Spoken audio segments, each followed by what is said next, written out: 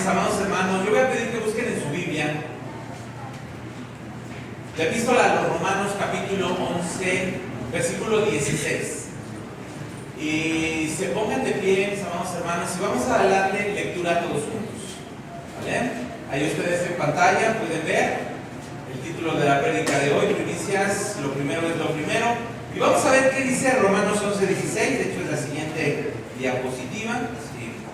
Si se puede estar viendo ahí en las pantallas. Y si ya lo tienen, lo leemos todos juntos, ¿les parece? En voz alta. La palabra del Señor dice así en Romanos 11, 16. Si las primicias son santas, también lo es la masa restante. Y si la raíz es santa, también lo son las ramas. Nuevamente todos juntos, por favor. Si las primicias son santas, también lo es la masa restante. Y si la raíz es santa, también lo son las ramas. Mi buen Dios y Padre, gracias te damos, Señor.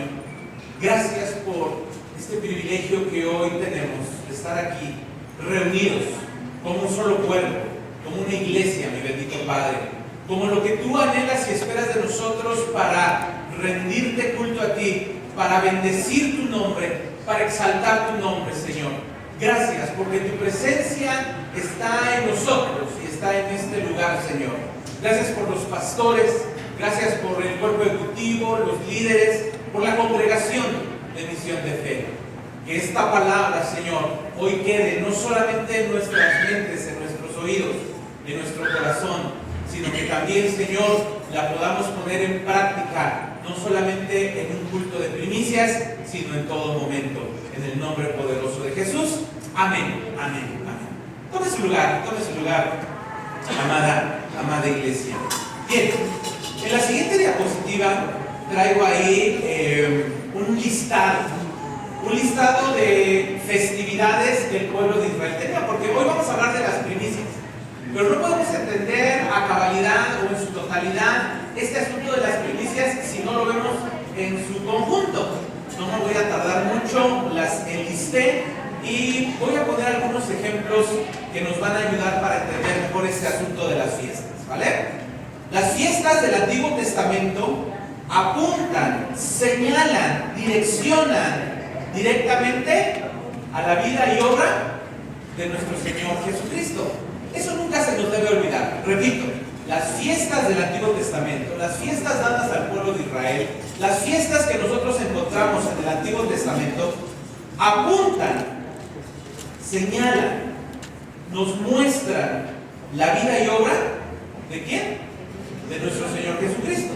De hecho, en la conclusión vamos a entender perfectamente a lo que Pablo se está refiriendo en Romanos 11, 16, ¿verdad? Cuando dice que si las primicias son santas, que si la raíz es santa, ¿verdad? Todas las ramas son santas. Pero antes de llegar a ese punto vamos a entender un poquito este asunto de las fiestas. Ya ahí están enumeradas. ¿Ya están viendo? ¿Sí? ¿Sí? Número 1, ¿cuál es? La Pascua, ¿verdad? Usted conoce perfectamente esta fiesta de la Pascua. La primera vez que se llevó a cabo fue cuando el pueblo de Israel salió de Egipto, ¿se acuerdan? Muy bien. Luego viene los panes, ¿qué? La fiesta de los panes sin levadura. Muy bien. Ahora sí, la tercera fiesta, ¿cuál era? Las primicias, ¿verdad? Después de la Pascua, que se celebraba en un día, tenían 7 días de fiesta donde el pueblo comía panes sin levadura. Y al término de esos 7 días se celebraba la fiesta de las primicias, que daba como el banderazo, el inicio de algo muy importante para las sociedades agrícolas. Nuestra sociedad, aunque sigue teniendo una base agrícola muy fuerte, ya tiene otra función económica, ya tiene otra directriz. Nosotros, bueno, no sé si alguien aquí trabaja en campo todavía, de la ciudad, no, ¿verdad? En la ciudad como que ya estamos enfocados a otra situación de los servicios, de la industria y todo eso. Pero en una sociedad agrícola como la que existía o había en el tiempo del Antiguo Testamento en Israel, ¿saben lo que implicaba el inicio del levantamiento de la cosecha? O sea, era toda una festividad, era todo un inicio. Bueno, las primicias tenían que ver con eso. Después pasaba un espacio un periodo de algunos días y venía en la número 4, ¿cuál es? ¿La fiesta de qué? La fiesta de las semanas, que en el Nuevo Testamento nosotros la conocemos mejor como Pentecostés, ¿verdad? Tenían que pasar una serie de semanas después de las primicias, para ser más exacto, 50 días después de la Pascua, para celebrar la número 4, que era la fiesta de las semanas. Luego venía la fiesta de ¿qué? De las trompetas. Ese periodo todavía era un poquito más largo e iniciaba precisamente tocando unas trompetas. El número 6, la sexta festividad, ¿cuál era? El día de la expiación, ¿vale? El día de la expiación, donde todas las familias, los varones del pueblo de Israel tenían que llevar un holocausto, sus ofrendas al lugar donde Dios designara. En ese momento eran tabernáculos, como el que usted tiene ahí atrás, y cuando se levantó el templo, pues bueno, el templo. Y por último, ¿cuál es la última fiesta? Excelente, la de los tabernáculos. Durante 7 días el pueblo de Israel tenía que dejar la comodidad de sus hogares, la comodidad de sus casas, y se salían a vivir ¿en qué? En tiendas. Ajá, pues sí, como tiendas de campaña, en tabernáculos. Después de la deportación, cuando el pueblo regresa, a esa fiesta también se le va a conocer como enramadas, porque cuando regresan pues no tienen todos los utensilios necesarios para levantar tabernáculos, para levantar esas casas. ¿Y qué es lo que toman? Hojas, ramas de árbol, ¿no? Entonces también se le va a conocer como la fiesta de las enramadas. Pero bueno, ese es el contexto de las fiestas del pueblo de Israel. Ahora, estas fiestas, repito, apuntan, señalan a la vida y obra de nuestro Señor Jesucristo. No puedo explicar cada una de ellas por cuestión de tiempo, o solo que nos vean como a las 11. ¿Sí? ¿Pastores? ¿Me lo autorizan? ¿Sí? 11:30, porque ya ven que luego me apasiono mucho por eso a las 11. ¿No? Bueno, ya me lo autorizaron, ni modo. Entonces tengo que apresurarme. Solamente voy a tomar 2 fiestas para más o menos ver una aplicación y una cuestión, porque repito, todas las fiestas apuntan, señalan a la vida y obra de nuestro Señor Jesucristo, pero también eran experiencias didácticas, eran experiencias de enseñanza para la vida del pueblo, lecciones prácticas que dejaban una enseñanza. Cuando yo estoy trabajando con los alumnos del instituto, les pido que ellos desarrollen principios bíblicos de vida, principios prácticos bíblicos de vida. Y entonces, solamente voy a tomar 2 para que más o menos veamos cuál era la dinámica de estas fiestas.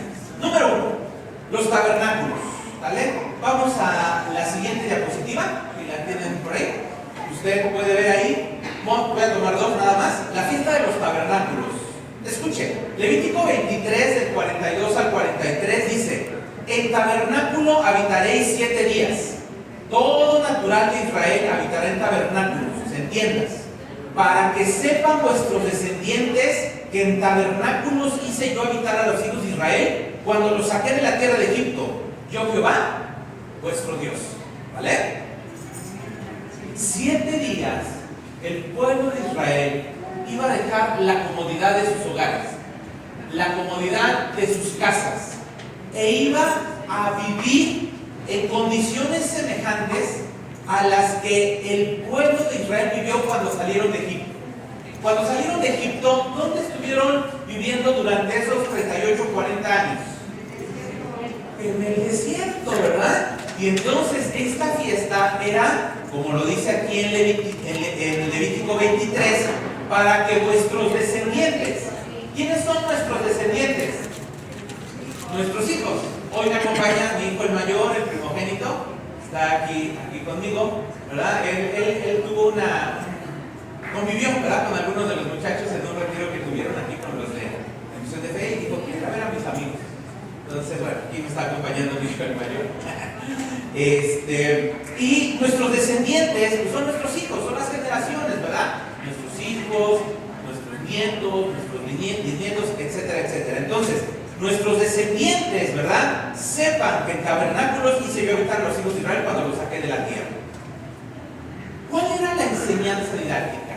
Si bien esto apunta, repito, a nuestro Señor Jesucristo, hoy quiero destacar la enseñanza práctica, el principio práctico de vida que tenemos en estas fiestas.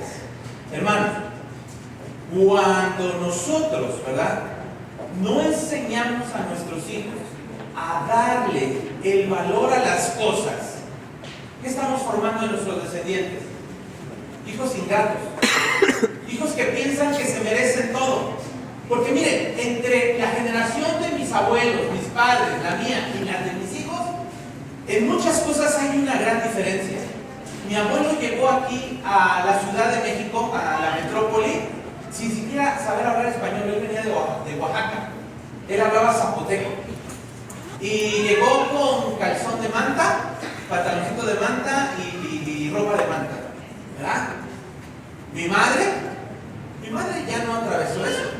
Ella logró avanzar en sus estudios y si bien me cuenta que en Navidad siempre le traían su ollita de peltre, de esas que vendían antes con su jarrita y todo eso, y aunque ella pudiera pedir que una muñeca, una casita de...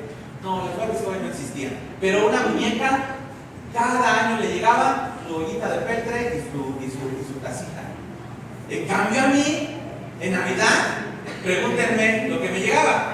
Ya me llegaban que los juguetes de moda, que los Transformers.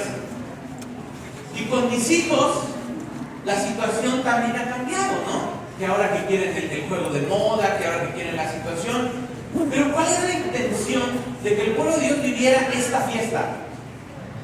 Que no se olvidara que un día los que les precedieron tuvieron necesidad y escasez de muchas cosas. Porque hoy día de repente, y ahorita que acaba de pasar estas fechas, mi hijo, no el otro, ¿verdad?, me llegó con una listota de cosas que quería, y yo le dije, no. Me dice, ¿por qué no? ¿Por qué no? Si me lo van a traer, ¿no? Me lo van a traer los Reyes Magos. Le digo, no, algo no está bien aquí. Y aquí está mi hijo el mayor y no me dejará mentir. El primer fin de semana de cada mes, a mis hijos les retiro los aparatos electrónicos, ¿cierto o no? Que el celular, la tablet. Y yo recuerdo cuando empecé a hacer esa dinámica basada en el principio bíblico de los tabernáculos, miren, se desgarraban. Porque no sé qué les pasa a las generaciones después de la mía, que si les quitas esos aparatos, como que se les va el aliento, se les va la vida. O sea, a mí me encanta ver cuando una persona no encuentra su celular, que se le perdió la Biblia o... No, mi celular, o sea, porque estamos tan acostumbrados a esas cosas que cuando Dios les pedía que dejaran la comodidad de su camita, porque también les ha tocado, hermanos, cuando sepan de algún viaje misionero, de alguna actividad, algo, manden a sus hijos. Que sepan de repente lo que es acostarse en el piso, que valoren lo que es una cama, que valoren lo que es una sopita caliente. Van a ver cómo su hijo va a regresar queriendo la sopa de verduras que tanto le desprecian cada semana. Ese es el objetivo de la fiesta de los tabernáculos. ¿Sí me estoy dando a entender? Estoy poniendo ese ejemplo. Muy rápido, porque no nos podemos ir a las 11. Los panes sin levadura, otra de las festividades. Todo apunta a la vida y obra de nuestro Señor Jesucristo. Pero ¿cuál era la enseñanza didáctica de esta fiesta? Los panes sin levadura. Una vida sin hipocresía, sin ningún elemento que distorsione nuestra forma de ser, de actuar y de pensar. La siguiente diapositiva, fíjense, dice así, Deuteronomio 6:3.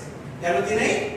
Oye pues, oh Israel, y cuida de ponerlos por obra para que te vaya bien en la tierra que fluye leche y miel, y os multiplique como te ha dicho Jehová, el Dios de tus padres. Y si nos vamos a 1 Corintios 5, 7 y 8, que es la siguiente diapositiva, dice así, limpiaos pues de la vieja levadura, para que seáis ¿qué? Nueva masa, sin levadura como sois, porque nuestra Pascua, que es Cristo, ya fue sacrificada por nosotros. Así que celebremos la fiesta, no con la vieja levadura, ni con la levadura de ¿qué? De malicia y de maldad, sino con panes sin levadura, de sinceridad y de verdad. El pueblo de Israel en aquel entonces tenía que sacar, echar para afuera literalmente toda la levadura, todo lo que hiciera que la masa fermentara y tuviera un crecimiento que no era genuino, porque eso hace, ¿no? Eso hace la levadura. Uno va a la panadería, no sé cómo sean aquí las panaderías, pero yo conozco una por allá por mi rancho, que de repente uno ve el bolillo así, ¡ay! Se ve espectacular, se ve, pero cuando lo apachurra, ¿qué pasa? ¡Fum! Está ahí todo lleno de aire, ¿cierto? ¿No? Porque eso es lo que provoca la levadura, ¿no? No, ustedes no, ay, luego me dicen, ¿dónde está ese pan? ¿Se acuerdan de esos panes que los aparecen todos llenitos? Bueno, la levadura lo que hace es fermentar y hace que el aire entre y entonces eso tome aparentemente una forma, pero no es la real. ¿Qué es lo que Corintios nos está diciendo?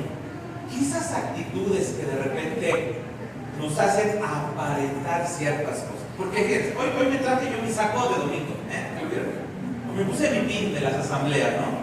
Entonces esto pareciera ser, ¿no? Que ay, el pastor de las asambleas de Dios, wow. Pero si yo tengo maldad, si yo tengo malicia, si yo tengo esa levadura, estoy aparentando algo que no.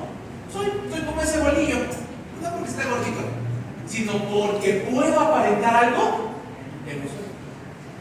Entonces cuando la prueba llegue, cuando la situación con algunos de mis hermanos llega y se apachurra ese bolillo, ¿qué pasa? ¡Pum! Se desborona, se desbarata. Porque hay levadura, hay una falsedad. Entonces, hermanos, debemos entender que en todas las fiestas también había una enseñanza didáctica. Nuestro Dios es el maestro de maestros. Nuestro Dios es, hermanos, el didacta por enseñanza. ¿Saben qué acabo de encontrar? Es un último detalle. En la fiesta de la Pascua, esa no viene en la presentación, pero lo acabo de encontrar. En la fiesta de la Pascua, ¿se acuerdan que mataban al corderito y la sangre dónde la ponían? En los dinteles de la puerta, ¿se acuerdan? En los postes y en los dinteles, es decir, en el marco. ¿Y ustedes creen que eso fue nada más porque se le ocurrió hacia Dios o no? Fíjense lo que descubrí. En las casas de aquel entonces de los egipcios, porque el pueblo de Dios, ¿dónde estaba viviendo? En Egipto. En los dinteles y en los marcos, en los postes de la puerta de las casas de los egipcios, ¿saben qué había? Imágenes de los principales dioses de Egipto. Que por cierto, las 10 plagas fueron dirigidas ¿a quién creen? A las 10 principales deidades de Egipto. Cuando el pueblo de Israel o un egipcio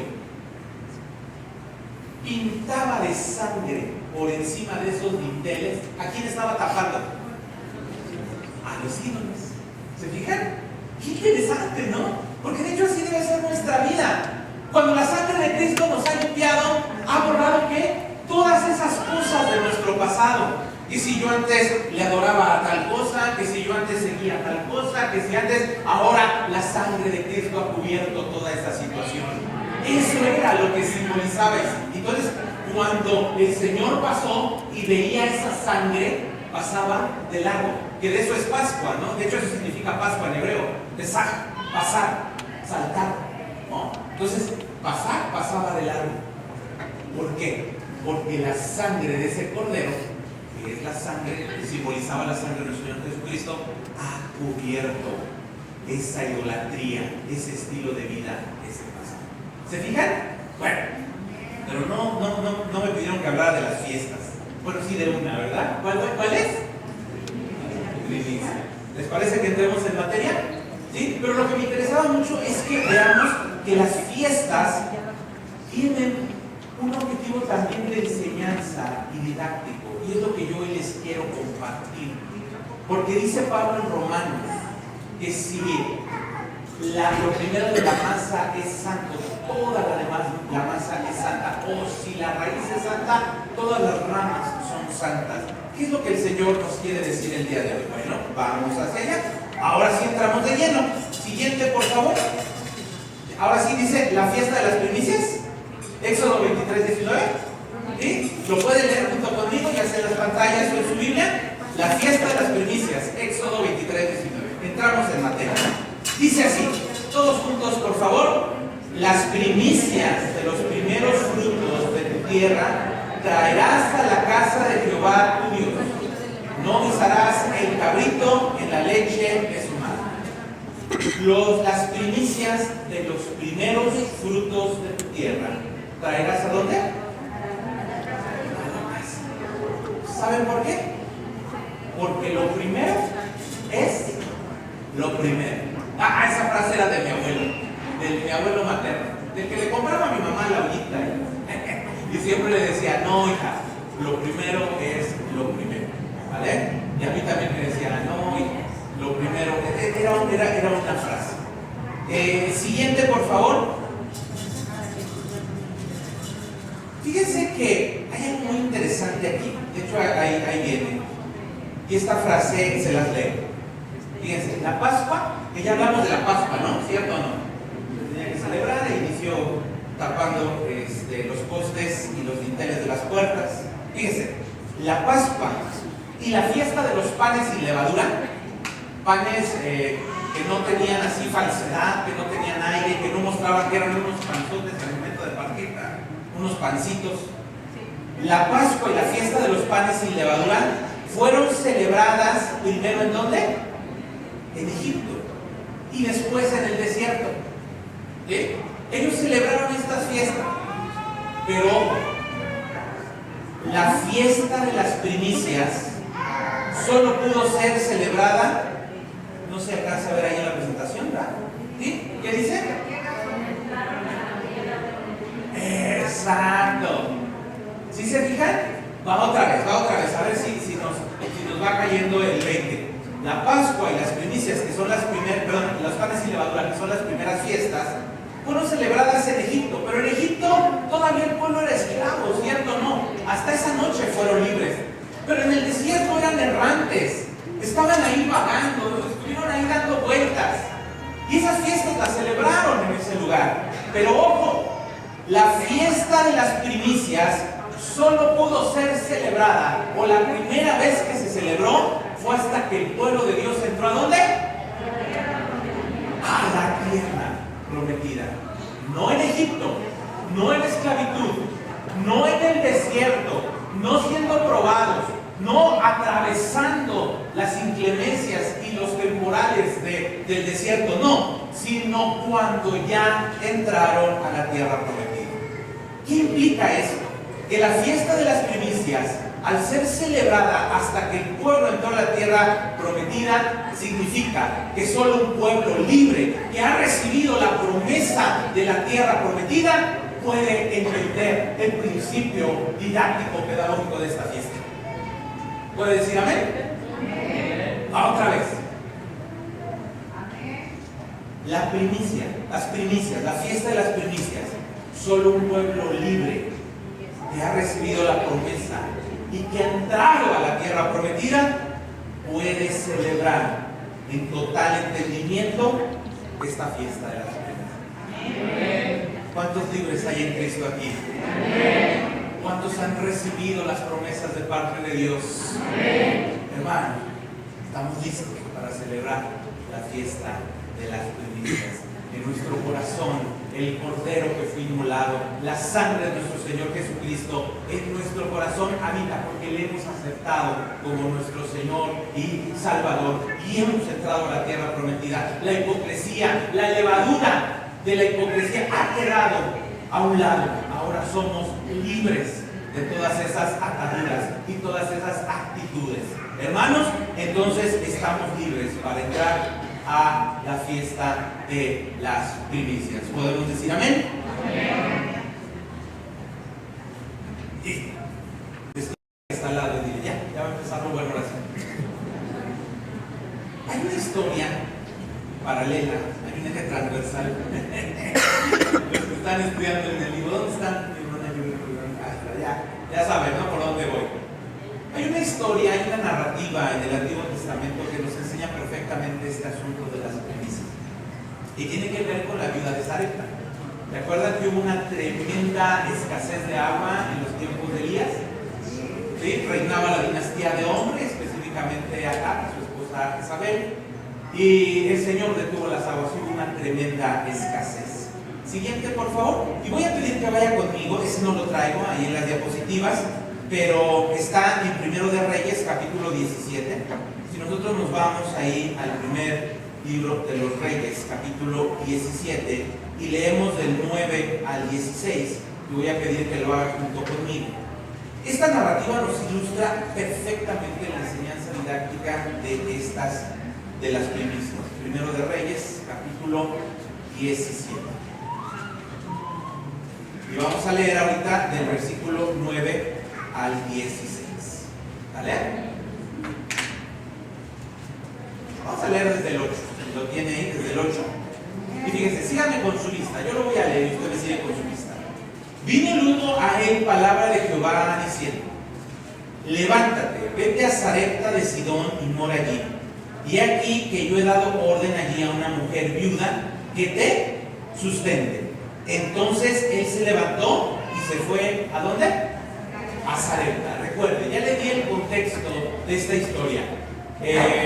No llovió durante muchos años, ¿verdad? Había una tremenda idolatría y apostasía en aquel entonces. Y el Señor manda a Elías a una tierra, a Sarepta de Sidón, para que ahí se encuentre con una mujer viuda, ¿vale? Sigo leyendo, versículo 10. Entonces él se levantó y se fue a Sarepta. Y cuando llegó a la puerta de la ciudad, he aquí una mujer viuda que estaba allí recogiendo leña. Y él le llamó y le dijo: te ruego que me traigas un poco de agua en un vaso, ¿para qué? Beba, ¿de acuerdo? Entonces, fíjense, siguiente diapositiva. No es cierto, perdón, no, permítame un poquito. Ahí está la diapositiva. Aquí lo traigo, eso no lo traigo en diapositiva, ya les había dicho. Entonces, conocemos la historia, y es una historia que a mí me llama mucho la atención los detalles, porque ¿se acuerdan quién era la esposa del rey en turno? El rey era acá. ¿Se acuerdan de su esposa quién era?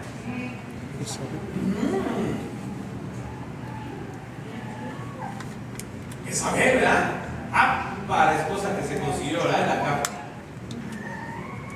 Pero ¿de dónde era Jezabel?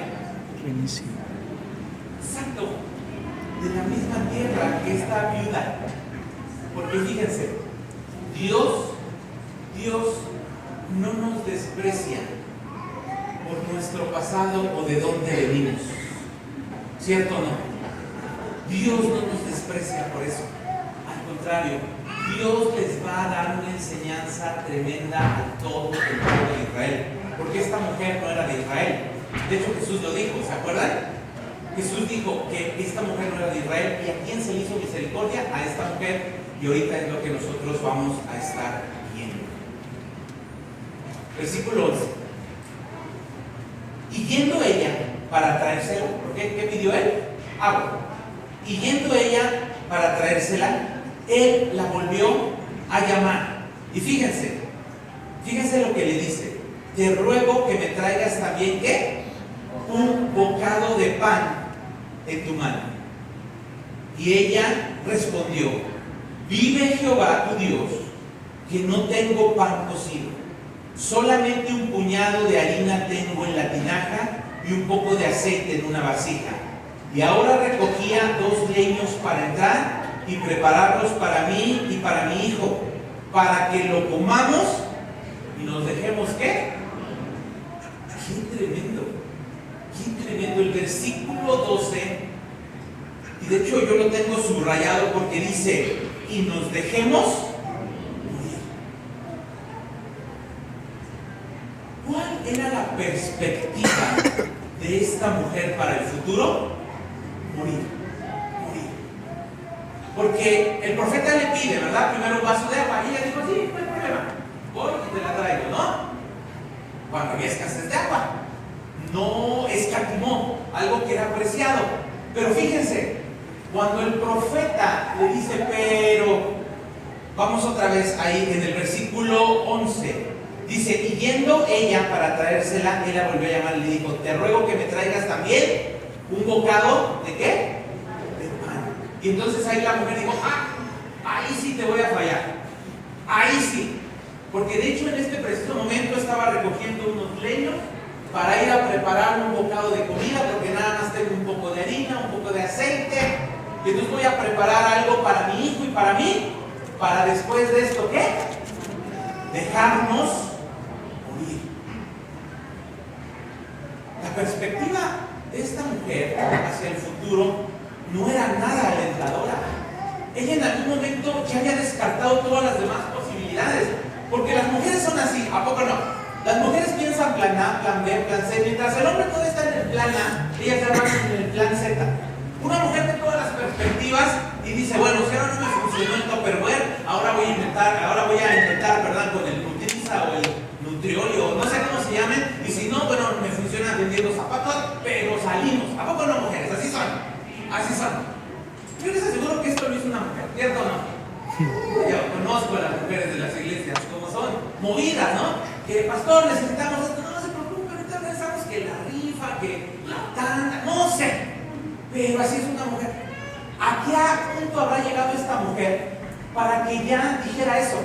Y el Señor lo sabía, y por eso manda al profeta, porque la mujer ya había desgastado todas sus posibilidades, pero en el Señor había un plan que superaba su entendimiento. Y en el Señor había una estrategia que ella no contemplaba en ese momento, pero implicaba un paso de fe, implicaba la enseñanza didáctica de las primicias. ¿Quieres saber cuál es? Fíjense, seguimos leyendo. Versículo 12 le dice que ella no tiene, ¿verdad? Y en el 13, fíjense lo que dice Elías. Elías le dijo, no tengas ¿qué? No tengas temor, ¿vale? Ve, haz como has dicho. Y ahí viene, subráyelo también.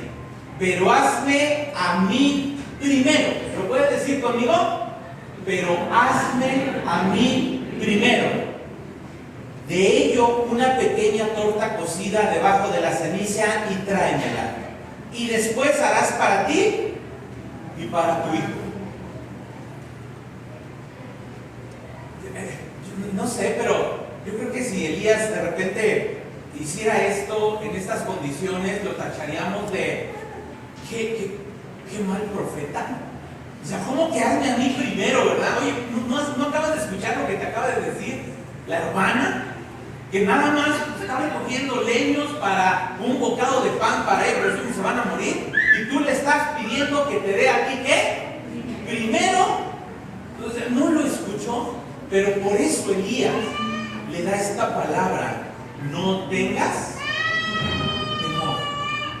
Ve y haz como te digo. Pero tráeme a mí primero.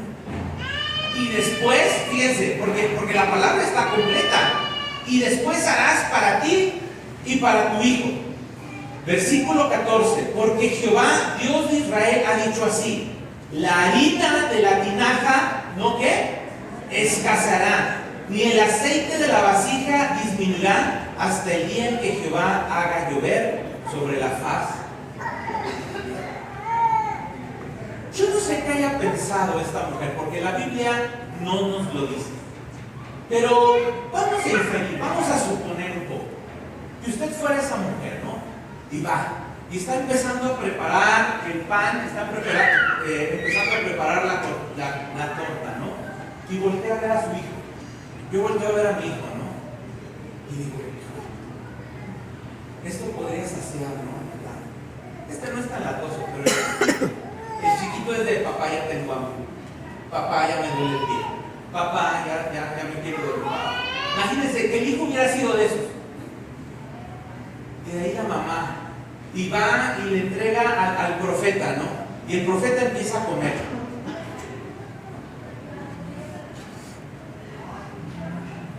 Enfrente de ellos empieza a comer el pan. Y las boronas le empiezan a caer, ¿no? Porque dice la barba, ¿no? Porque dicen que un profeta sin barba no es de confianza, como dice bueno, aquí, ¿no? Las migajas, ¿no? Del pan. Y la mujer y su hijo, ¿qué? Viendo, ¿no? Observando. Pero la palabra de Dios había sido declarada y expuesta. No tengas temor. Haz como te he dicho, pero hazme a mí primero. Es que la fiesta de las primicias, hermanos, que ya leímos en qué consistía, era que lo primero que se recogiera de la cosecha, ¿a dónde tenía que ser llevado? A la casa de Dios, al templo. Exacto. Y es una ofrenda profética que apunta hacia el futuro. ¿Cuál era la perspectiva del futuro de esta mujer? Dejarla morir, porque ya no hay más. Pues hermanos, en Dios sí hay más, en Dios sí hay futuro. Y la gente cuando traía esta primera cosecha y la llevaba al templo, ¿y qué pasaba si en esa noche, no sé, había una helada y toda la demás cosecha se perdía? O si en esa noche había un incendio en la parcela y se consumía todo, ¿con qué se quedaban? Con nada. Pero hermanos, ¿qué es lo que el Señor en ese énfasis didáctico de enseñanza le estaba queriendo decir al pueblo de Israel? Que lo primero que recogieran se lo llevaran a Él, que tuvieran fe. No teman, yo voy a estar con ustedes en la fiesta de las semanas, porque era la fiesta donde ¿qué? Donde cosechaban. ¿Sí me explicó? Esta mujer, al momento de entregar ese pan, ¿qué es lo que estaba aprendiendo? ¿O qué es lo que estaba activando en su vida? Esa fe, de que la palabra que el profeta le estaba diciendo se iba a cumplir, porque esa es la palabra que Dios le había dicho para esa mujer. Después de que yo coma, porque me vas a traer a mí primero, y luego tú y tu hijo van a comer. Eso no era lógico para el escenario que estamos viviendo. Se acabó, ¿no?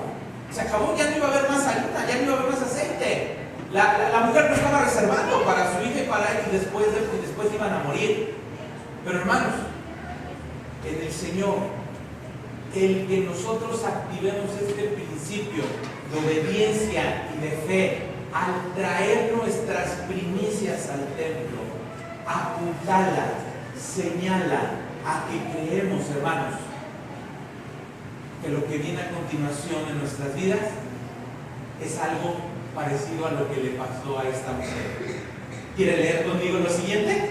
Fíjense, sigue diciendo. Vamos a agarrar desde el 14. Porque Jehová, Dios de Israel, ha dicho así: la harina de la tinaja no escaseará, ni el aceite de la vasija disminuirá hasta el día en que Jehová haga llover sobre la faz de la tierra. Entonces ella fue e hizo como le dijo Elías, y comió él y ella y su casa, ¿qué? Muchos días, y la harina de la tinaja no escaseó, ni el aceite de la vasija menguó, conforme a la palabra que Jehová había dicho. ¿Por quién? Por Elías. Hay una historia que contrasta este principio. ¿Se acuerdan de Acán? No de Acab, Acab es el rey. Acán. ¿Se acuerdan de Acán? Josué entra a la tierra prometida, cruzan el Jordán, y la primera ciudad que se topan, ¿cuál es? Jericó, las murallas de Jericó.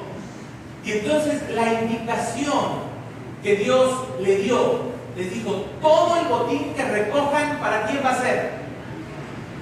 Para Dios. Todo el botín que recojan va a ser para Dios, porque lo primero es para Dios. Pero tenemos a Acán, que al ver unos lingotes de oro y un manto babilónico, ¿qué hace? Se lo queda. Y usted conoce la demás historia. ¿Qué le pasó a Acán? Y no solamente a Acán, a su esposa y a su familia. Porque déjeme decirle una cosa, padres de familia: ojalá usted nada más recibiera las consecuencias de desobedecer a Dios. Pero así como el Señor marca que enseñemos a nuestra descendencia para que no sufran las consecuencias, si nosotros no hacemos caso y no ponemos por obra lo que el Señor nos está mandando, ¿saben también quién paga los platos rotos? Nuestra familia. Porque en aquel entonces Acán y toda su descendencia, ¿qué pasó? ¿Los premiaron? Murieron. Porque la indicación era muy clara. Lo primero es lo primero. Lo primero va a ser para Dios. ¿Se fijan las dos historias tan contrastantes? Pero bueno, regresando a este punto. Versículo 15. Ella fue e hizo todo como le dijo Elías. Y la narrativa continúa apuntando a que la harina de la tinaja no escaseó, ni el aceite de la vasija menguó. Ahorita regresamos a esta historia. Pero antes, ahora sí, por favor, la siguiente. Ahorita regresamos a esta historia. Déjame hacer un paréntesis. En Proverbios 3, 9, 10 dice así: honra a Jehová con tus bienes. ¿Y con qué? Honra a Jehová con tus bienes y con las primicias de todos tus frutos. Y serán llenos tus graneros con abundancia, y tus lagares rebosarán de mosto. ¿Cuántos aquí saben que Proverbios pertenece al grupo de los libros poéticos? Nosotros estamos frente a un texto poético que tenemos que interpretar de esta manera. Y no me voy a meter mucho a cuestiones de exégesis, solamente quiero destacar estas dos interpretaciones. Cuando dice honra a Jehová con tus bienes y con las primicias de tus frutos, y viene una figura literaria, poética, simbólica, que podemos entender de la siguiente manera: y serán llenos tus graneros, ¿con qué? Con abundancia. ¿Qué es lo que Dios está dando a entender? Lo que le pasó a la mujer, exactamente lo que le pasó a la mujer, que va a haber provisión. ¿En dónde? En tu hogar. Y esto, hermanos, apunta hacia allá. Cuando tú dices, híjole, es que en serio, ¿no? Si ahorita yo doy las primicias, o si ahorita, hermano, usted no sabe la cuesta de enero. Es que, hermano, le compré el PlayStation a mi hijo, me compré el celular, ahora estoy endeudado porque lo compré a 78 meses sin intereses, y me endrogué con la tienda de que una bolsa chiquitos, y ya estoy endeudado los siguientes 15 años de mi vida, hermano. Oh, cuidado, porque así como el diezmo nos enseña a ser organizados, porque sí, forzosamente necesitas saber cuánto tienes para poder separar el diezmo. Si no lo sabes, no sabes cómo le vas a hacer. La de las primicias, apuntala a ser preventivos y ahorradores. Ahorita voy a aterrizar eso, les voy a contar una historia. Pero hermanos, si nosotros no entendemos, hermanos, el principio didáctico y enseñanza de las primicias, hermanos, siempre le vamos a batallar. Déjame darle un ejemplo. No sé si a ti te ha pasado. De repente dices, ya salí esta quincena, ahora sí, digo, rayando el 4, ¿no? Ya está, ¿no? Como decían en el rancho de mi suegra, sí, apenas, ¿no? Salí, ya, pero no me endeudé esta semana para nada. Se descompone la lavadora. Entonces, ay, Señor, no puede ser. Ahora sí salí, ¿no? Dale, pues, ni modo. En la siguiente quincena, igual dices, ya, ahora sí salí rayando el 4, pero ya, ahora sí ya no hay, ¿no? Se descompone el carro, ¿verdad? Me falla el clutch acá. Y ahora, hermano, a partir de que yo empecé a dar las primicias, empecé, hermanos, a ver una provisión que iba más allá. Y entendí, hermanos, que en mi organización también debía haber una provisión. Porque, ¿qué creen? En nuestro caso, y aquí está mi hijo, no me dejará mentir, lo que nosotros entregamos de primicias abarca el mes de enero. Pero si yo desde un año antes no hago la provisión para salir en los gastos de enero, ¿qué pasa? Porque muchos nos podemos emocionar y después de la enseñanza, después de la ceremonia, no, yo sí doy mis primicias y todo. Venga la siguiente quincena, no sabemos ni de dónde sacar. Porque esta fiesta debe de apuntalar a la fiesta de las primicias del 2027. Durante todo este año tienes que empezar a hacer esa provisión. Porque si tú quieres entregar lo de tus primicias del 2027, pero no empezaste con esta mentalidad desde 2026, va a haber problemas. Honra a Jehová con tus bienes y con las primicias de todos tus frutos, y serán llenos tus graneros con abundancia, provisión. Pero ahí viene el siguiente punto: y tus lagares rebosarán ¿de qué? perspectiva poética, por la que se refieren estos libros poéticos, los lagares llenos de mosto implicaban alegría, gozo, felicidad. ¿Vamos bien? Regresemos a la historia de la mujer. ¿No ha perdido? Primero de Reyes 17. ¿No? Si no, regrese. Primero de Reyes 17. Vamos a ver. Dice: después de estas cosas, aconteció que cayó enfermo el hijo del ama de la casa. Y la enfermedad fue grave, que no quedó, ¿qué?, en él aliento. Y ella dijo a Elías: ¿qué tengo yo contigo, varón de Dios? ¿Has venido a mí para traer a memoria mis iniquidades y para hacer morir a mi hijo? Él le dijo: dame acá tu hijo. Entonces él lo tomó de su regazo y lo llevó al aposento donde él estaba y lo puso sobre su cama. Y clamando a Jehová dijo: Jehová Dios mío, aún a la viuda en cuya casa estoy hospedado has afligido, haciéndole morir a su hijo. Y se tendió sobre el niño 3 veces y clamó a Jehová y dijo: Jehová Dios mío, te ruego que hagas volver el alma de este niño a él. Y Jehová, ¿qué?, oyó la voz de Elías, y el alma del niño volvió a él y revivió. Tomando luego Elías al niño, lo trajo al aposento de la casa y lo dio a su madre. Y le dijo Elías: mira, tu hijo vive. Entonces la mujer dijo a Elías, fíjense lo que le dijo: ahora conozco que tú eres varón de Dios y que la palabra de Jehová es verdad.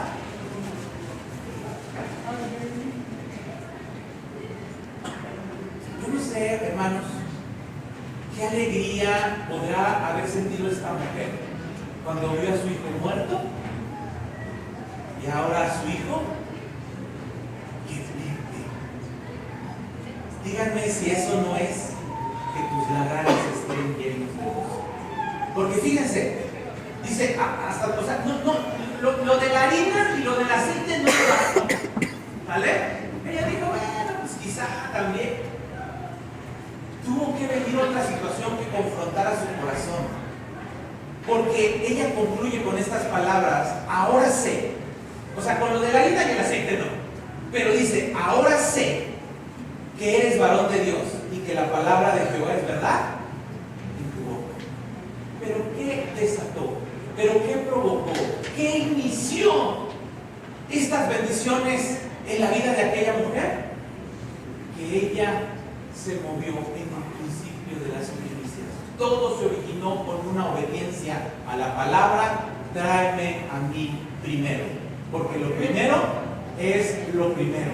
Y poner a Dios en nuestras vidas en primer lugar va a abrir bendición a tu vida. No es un asunto de misticismo, no es un asunto así como que porque ahorita hay mucho misticismo con todo lo hebraico y con todo lo... No. Las fiestas apuntan a la vida y obra de nuestro Señor Jesucristo y nos traen enseñanzas didácticas bien precisas. Amén. La de las primicias, hermanos, la de las primicias es un acto de obediencia, hermanos, que nos hace entender que si nosotros le damos lo primero a lo primero en todas las cosas, porque no solamente es en las cosas del fruto de la tierra, de nuestro trabajo, no, hay que darle a Dios siempre lo mejor de nuestro tiempo.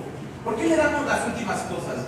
¿Por qué nos esperamos a ver si nos sobra tiempo para hacer nuestro devocional diario? No, lo primero es lo primero. Cuando tú te levantes, lo primero es ponerte en contacto con Dios, antes de cualquier otra cosa, antes de revisar tu chiva esta.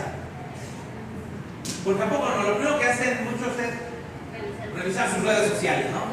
A ver si la vecina ya subió así el chisme completo, ¿no? A ver si ahora sí ya me entero qué pasó con esto. No, lo primero, no solamente del área de la economía, no, sino en todas las cosas. En todas las cosas. Hermanos, siguiente, por favor, era la de honra, ¿verdad? La siguiente: llenos tus graneros, provisión y lagares. Hay un versículo en Deuteronomio 6, del 10 al 12, unos versículos que engloban esta situación. Fíjense, dice: cuando Jehová tu Dios te haya introducido en la tierra que juró a tus padres, Abraham, Isaac y Jacob, que te daría en ciudades grandes y buenas. Pero fíjense, en ciudades que tú no edificaste, y casas llenas de todo bien que tú no llenaste, y cisternas cavadas que tú no cavaste, viñas y olivares que no plantaste, y luego que comas y te sacies. Cuídate, amada iglesia, misión de fe, cuídate de no olvidarte de Jehová, que te sacó de la tierra de Egipto, de casa de servidumbre, de casa de servidumbre. Cuídate de no olvidar, porque Él les estaba diciendo: ustedes van a vivir en casas que no construyeron, van a cosechar en árboles que no plantaron, van a gozar de cisternas que no cavaron. Por tanto, cuídate de no olvidarte de Jehová. Y esto es bien importante, que nuestras descendencias, que los niños que acaban de entrar, que nuestros hijos nunca se olviden de traer sus primicias, porque, hermanos, lo primero es lo primero. Hay una aplicación práctica y con esto quiero terminar. Nosotros tenemos un amigo, mi esposa y yo. Cuando tenemos dos amigos, cuando ese amigo se casó, el otro le dijo: yo te voy a comprar tu traje, yo te voy a comprar tu traje de matrimonio, pero déjame decirte algo, nada más, sí te voy a pedir que ese día nos vayamos al centro bien temprano. Y creo que lo citó 4 de la mañana, 5, la verdad no recuerdo, pero fue muy temprano, muy temprano. Y ya pasó. Y luego nos contaron la historia. Muy de madrugada, todavía a oscuras, todo el centro cerrado, pero ellos ya estaban afuera de la tienda de traje. Y entonces cuando llegaron a abrir la tienda, se metieron y escogieron el traje. Y salieron con su traje. Y yo le pregunté: oye, ¿para qué lo desvelaste? No seas ingrato, déjalo dormir, trabaja de noche. Y dice: no, es que esa tienda es de judíos. Ah, son más baratos. No. Es que los judíos tienen una práctica. La primera venta no la puedes dejar, porque la primera venta de todo el año la dan como primicia. Y entonces dice el judío: yo mexicano, yo le regateo, él no me va, y ahí estuvieron. Pero la primera venta no la dejan. Yo trabajé bajo las órdenes de judíos en los colegios donde trabajé, y le pregunté: oiga, ¿y esta práctica por qué la hacen? Y me explicó ya más o menos por qué tienen ellos esa perspectiva. Y ellos entienden perfectamente el asunto de las primicias. Lo primero es lo primero. Como familia nosotros la practicamos ya de varios años atrás. De hecho, aquí está mi hijo, que no me dejará mentir. Su abuela siempre les da un cochinito, ¿verdad? A finales de diciembre, principios de enero. Siempre. Y lo primero que ellos hacen es sacar su premisa. Porque él va a vivir en casa que no construyó. Mi hijo va a vivir y va a disfrutar cisternas que no cavó. Y si yo no le enseño la verdad de las primicias o la aplicación de las primicias, él puede acabarse. Y así ocurre. Hay hijos que se acaban todo el trabajo de los padres. ¿Por qué? Porque no entendieron ese asunto. Ese es el principio que manejan los judíos. Hermanos, pero esto no lo podemos entender hasta que no entramos a la tierra prometida. Porque la Pascua y la fiesta de los panes se celebró en el desierto y en Egipto. Pero la de las primicias, ¿en dónde? Adentro de la tierra prometida. Si nosotros, hermanos, no somos libres por la sangre del Señor Jesucristo, y es a lo que se refería el apóstol Pablo en Romanos, si la raíz es santa, lo demás es santo. Si las primicias son santas, lo demás es santo. ¿Quién es nuestra primicia? Es Cristo. Él nos da la libertad y Él nos hace entender esta situación. Si tú estás luchando con este asunto, pídele al Señor que te traiga libertad y tú puedas traer tus primicias, tus diezmos, lo que tú le quieras dedicar al Señor, y enséñale a tus hijos. Porque a lo mejor tú lo haces, pero tus hijos no. Cuidado, porque estas fiestas era para que la descendencia entendiera, y hoy nosotros tenemos esa oportunidad. ¿Me permiten?